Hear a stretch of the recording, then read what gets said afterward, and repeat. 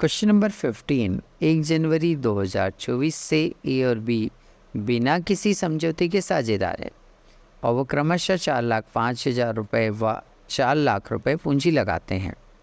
31 जुलाई 2024 को ए बिना किसी ब्याज के समझौते के फर्म को 8 लाख रुपए ऋण के रूप में देता है।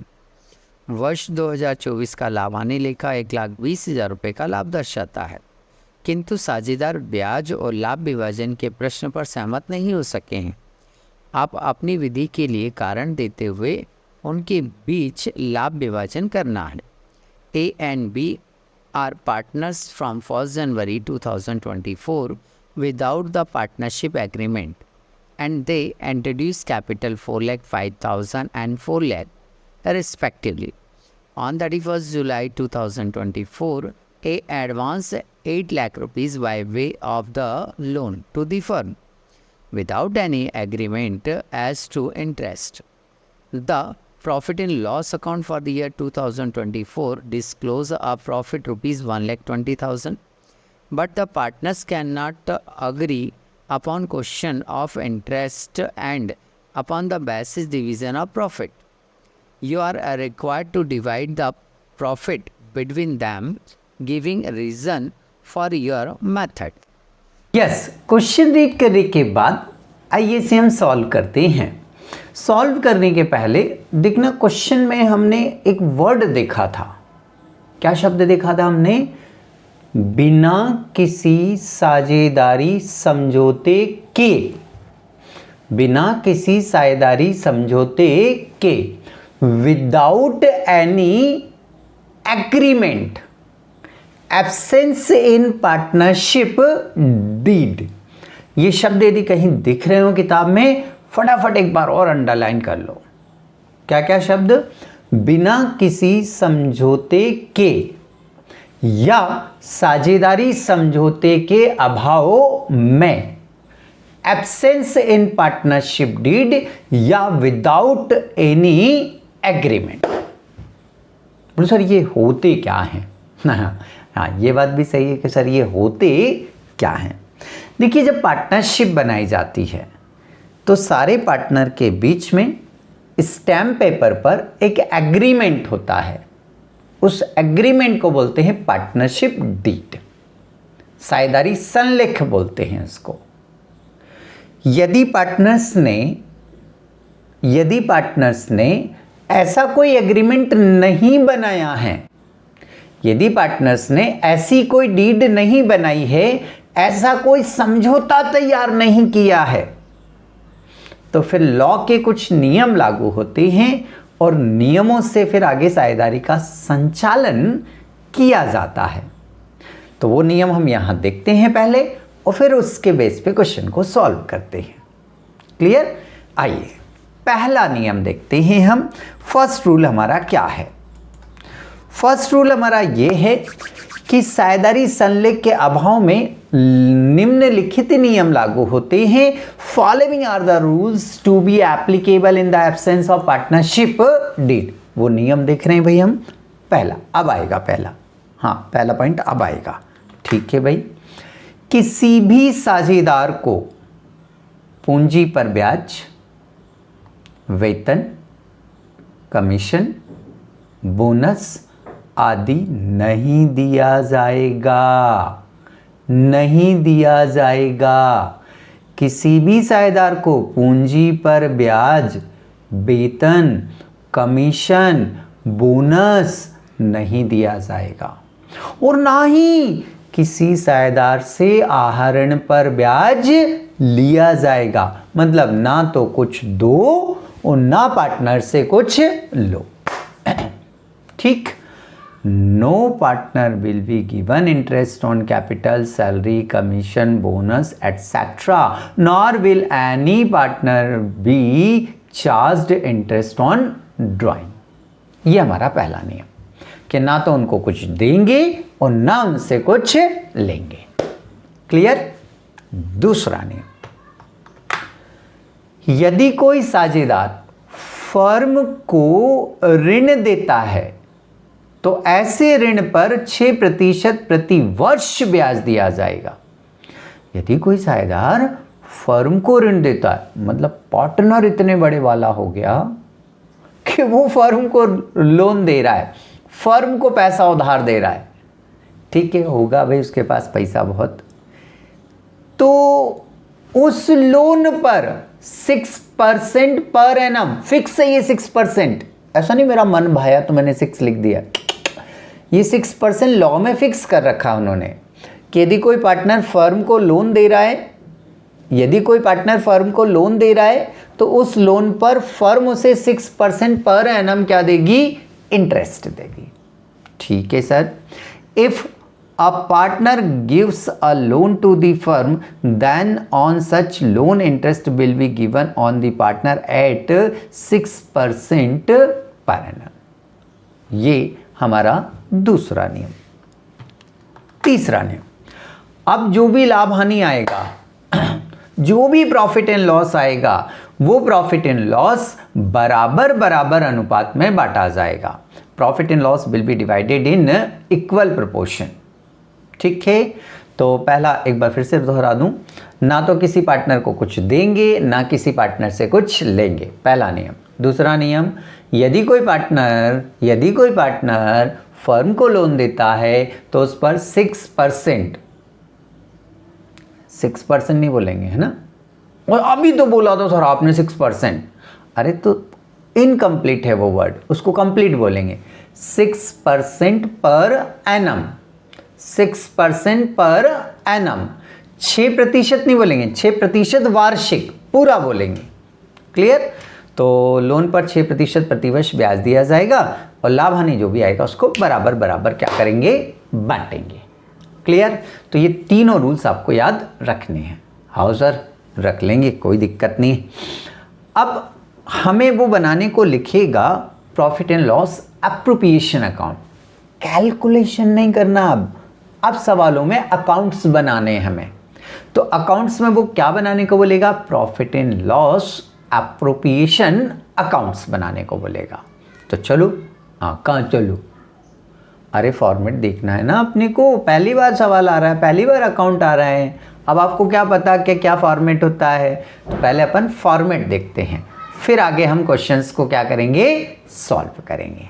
रूल्स तो हमने देख लिए हैं, अब रूल्स के बाद हम ये देखते हैं इसका फॉर्मेट क्या होता है। तो फॉर्मेट में सबसे पहले ऊपर लिखते हैं profit and loss appropriation account, फिर फॉर द ईयर एंडिंग, और जो डेट क्वेश्चन में बताएगा वो डेट लिख दिया करेंगे। ये वाला जो साइड होता है, ये 2 कॉलम, ये डेबिट होता है, और ये वाला साइड जो होता है, ये 2 कॉलम, ये क्रेडिट होता है। ये तो हमने कॉलम बना लिए। अब इसके अंदर कंटेंट क्या आएंगे, क्या क्या लिखेंगे, बनाएंगे कैसे सर। तो जनरली इसको स्टार्ट हमेशा क्रेडिट साइड से किया करो। कहाँ से स्टार्ट किया करो, क्रेडिट साइड से स्टार्ट किया करो।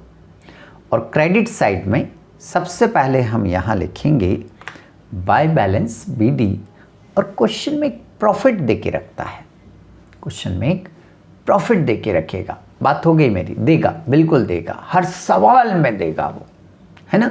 तो क्वेश्चन में जो प्रॉफिट दे के रखेगा उसे क्रेडिट साइड में किस नाम से लिखना है, बाय बैलेंस BD के नाम से। ओके, जितना भी अमाउंट होगा वो अमाउंट लिख देंगे हम, लिख दिया हमने, ठीक है। अब डेबिट साइड में आएगा टू इंटरेस्ट ऑन लोन। अब डेबिट साइड में आएगा टू इंटरेस्ट ऑन लोन, ऋण पर ब्याज। कैलकुलेशन करना पड़ेगा इसका, फिर अमाउंट निकलेगा और वो अमाउंट यहां पर क्या करेंगे, आप नोट कर देंगे। बस कंप्लीट हो गया। क्रेडिट साइड की टोटल लगाएंगे, डेबिट साइड का ये अमाउंट क्या करेंगे, हम लेस करेंगे। ऑब्वियसली क्रेडिट ज़्यादा आएगा, क्रेडिट ज़्यादा आएगा, और डेबिट क्या आएगा, कम आएगा। डेबिट भी ज़्यादा हो सकता है, क्रेडिट में कम हो सकता है। तो अभी हमारे जो क्वेश्चन हैं उनमें जनरली डेबिट ही कम आ रहा है। तो जो डिफरेंस आएगा उस डिफरेंस को यहाँ पर पार्टनर्स कैपिटल के नाम से लिखेंगे। डेबिट में कम पड़ रहा है तो डेबिट में लिख देंगे, क्रेडिट में कम पड़ेगा तो क्रेडिट में लिख देंगे। अभी हमने माना कि डेबिट में कम पड़ रहा है तो डेबिट में लिख दिया टू पार्टनर्स कैपिटल अकाउंट। ये प्रॉफिट कहलाएगा, बचा हुआ प्रॉफिट कहलाएगा ये। ठीक है, ये जो प्रॉफिट आएगा इससे बराबर बराबर क्या करेंगे हम, कैसे आया ये प्रॉफिट, अरे इधर की टोटल में से ये वाला अमाउंट क्या करेंगे आप, लेस। क्रेडिट की टोटल में से ये अमाउंट क्या करेंगे आप, लेस। तो आपका ये अमाउंट आ जाएगा, ये प्रॉफिट कहलाएगा। और इस प्रॉफिट को पार्टनर्स में उनके रेशो में, उनका जो भी रेशो होगा उस रेशो में क्या करेंगे हम, बांट देंगे। नहीं, रेशो में नहीं बांटना, रेशो में नहीं बांटना, बराबर बराबर बांटना। ये ध्यान रखना है, जानबूझ के वो रेशो दे के रखता है, अपने को रेशो में नहीं बांटना है, हमें बराबर बराबर बांटना, इक्वल बांटना है। तो जो प्रॉफिट आएगा उसे 3 पार्टनर हैं तो 3 से डिवाइड करके इक्वल लिख दीजिए, 2 पार्टनर हैं तो 2 से डिवाइड करके इक्वल लिख दीजिए। अकाउंट आपका कंप्लीट, दोनों तरफ की टोटल लगा देंगे तो ये आपका profit in loss appropriation account क्या होगा, बनकर तैयार हो जाएगा। क्लियर। तो फॉर्मेट हमने देख लिया है, अब हमें इसका क्वेश्चन को रीड करने के बाद आइए से हम सॉल्व करते हैं। देखिए अभी हमने इसके रूल्स देखे कि जब कोई पार्टनरशिप डीड बिना एग्रीमेंट के बनाई जाती है तो फिर उसमें जो अकाउंट्स बनाने के रूल्स होते हैं वो हम देख चुके हैं। आइए अब इसको सॉल्व कैसे करते हैं अब हम वो समझते हैं। सबसे पहले इसमें उसने एक अकाउंट बनाना होगा, तो ऊपर हेडिंग हम क्या करेंगे, नोट करेंगे profit and loss appropriation account for the year ending 31st December 2024 particular amount. हमें क्वेश्चन में से 2 कंटेंट छांटना है केवल। एक तो जो प्रॉफिट दिया होता है, क्या दिया होता है, प्रॉफिट, वो मुझे सबसे पहले क्रेडिट साइड में लिखना है। क्वेश्चन में से प्रॉफिट ढूंढना है, और उसे उठाकर क्रेडिट साइड में क्या कर देना है, नोट कर देना है।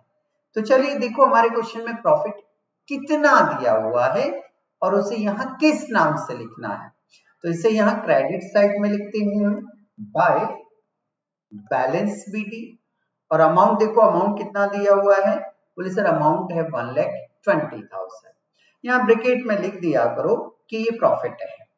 ठीक है, अब दूसरा अमाउंट आपको जो यहां लिखना होता है वो होता है यदि किसी पार्टनर ने फर्म को लोन दिया है, तो उससे फर्म इंटरेस्ट पे करती है। तो हमें जो इंटरेस्ट ऑन लोन है वो इस साइड में, डेबिट साइड में क्या करना होता है, लिखना होता है। तो यहां लिखेंगे हम इंटरेस्ट ऑन लोन। ठीक है भाई, अब इंटरेस्ट ऑन लोन की पहले हम कैलकुलेशन कर लेते हैं, फिर यहां नोट करेंगे। चलो जल्दी से फटाफट, अच्छा पहले फार्मूला बता दूं मैं, हाँ चलो पहले फार्मूला देख लो कि इंटरेस्ट ऑन लोन का कैलकुलेशन किस फार्मूले से करना है। सबसे पहले आपको फार्मूले में लिखना है लोन का अमाउंट। क्या लिखना है, लोन का amount into rate of interest divided by 100 into month divided by 12 as equal आपका आएगा इंटरेस्ट ऑन लोन। ये फार्मूला है। ठीक है, तो इस फार्मूले से हम इंटरेस्ट निकाल भी लेते हैं।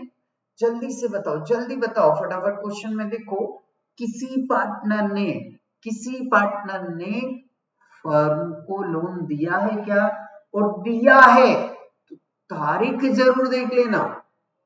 यदि दिया है ना तो डेट, तारीख जरूर देख लेना। तो देखो क्वेश्चन में उसने कहीं पर लोन का अमाउंट दिया है, हाँ सर दिया हुआ है। तो लोन का अमाउंट जो है वो हमने सर्च किया तो हमें मिला 8 लाख रुपीस। ओके, इनटू क्या करना है हमें, रेट ऑफ इंटरेस्ट। देखो क्वेश्चन में रेट ऑफ इंटरेस्ट कितना दिया हुआ है, बोले सर 6%। कहां दिया हुआ है, ये तो हमें याद रखना है।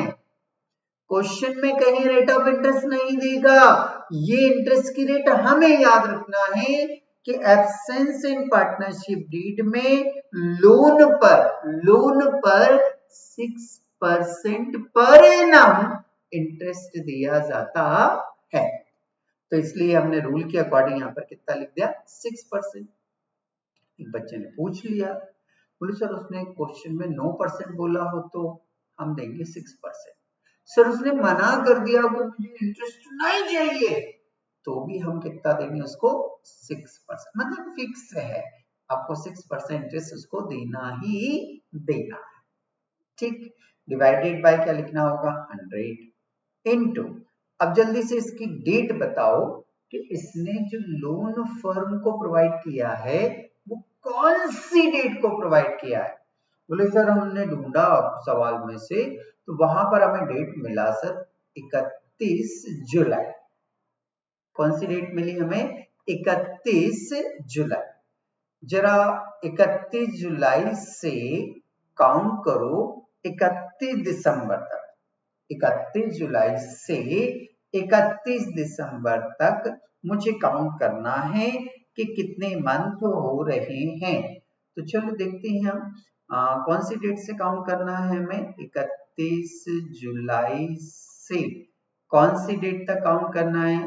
बोले सर 31 दिसंबर तक। ठीक है, तो देखो जुलाई बचा या खत्म हो गया। बोले सर ये तो खत्म हो गया, तो काउंटिंग में एक तो क्या आ जाएगा अगस्त, फिर क्या आ जाएगा सितंबर, फिर क्या आ जाएगा अक्टूबर, फिर क्या आ जाएगा नवंबर, फिर क्या आ जाएगा दिसंबर। तो मंथ कितने हो गए 1 2 3 4 और 5। तो यहाँ पर जो हम मंथ लिखेंगे वो मंथ कितना नोट करेंगे हम 5 मंथ। कितने मंथ लिखेंगे हम 5 मंथ लिखेंगे। तो चलिए लिख लेते हैं हम यहाँ पर 5 मंथ। ठीक है, अब ये 5 मंथ हैं तो डिवाइडेड बाय 12 लिखना होगा या नहीं लिखना होगा। बोले हाँ सर डिवाइडेड बाय 12 तो लिखना होगा। चलो अब इसका कैंसलेशन करते हैं हम। इसको जब हम कैंसिल करेंगे तो देखते हैं क्या क्या हो सकता है काटा पिटी में। क्या करूं जल्दी बताओ। ऐसा काम करूं क्या 2 जीरो से ये 2 जीरो कैंसिल कर देता हूं। ठीक, 2 जीरो से 2 जीरो कैंसिल। अब शायद ये 6 से कुछ कटता हुआ नजर आ रहा है। इस 6 को हमने इस 12 को कैंसिल कर दिया तो 6 कम 6 6 दूनी 12, ये 2 टाइम कैंसिल हुआ। ठीक है, फिर इस 2 को भी क्या करो आप कैंसिल कर दो। 2 8, ये 4 आया। कितने जीरो हैं 1 2 और 3। ठीक है, फिर ये 4000 बचा, ये मल्टीप्लाई बचा और ये 5 बचा। तो 4000 मल्टीप्लाई 5 इज इक्वल आपका आ जाएगा यहाँ पर 4000 में 5 से गुणा करो तो ये आ गया आपका 20000।